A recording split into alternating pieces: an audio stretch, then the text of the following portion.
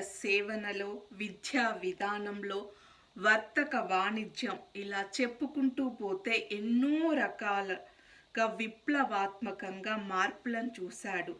ఇది ఎలా జరిగిందంటే అన్వేషించడం, నేర్చుకోవడం, నేర్పించడం ద్వారా జరిగింది. దీన్ని రాబోయే తరాలకు అందించడం కోసం రాజవంశాలు, ఆస్థాన కవులు, కళాకారులను పెంచి పోషించారు. వారు వీటిని కవితలు, కథలు, రచనలు చేసి భద్రపరిచారు.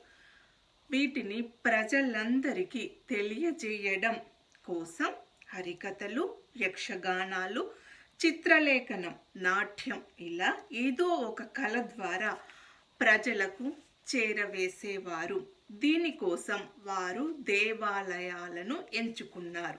ఇక్కడ ఆధ్యాత్మికత, వేదాంతం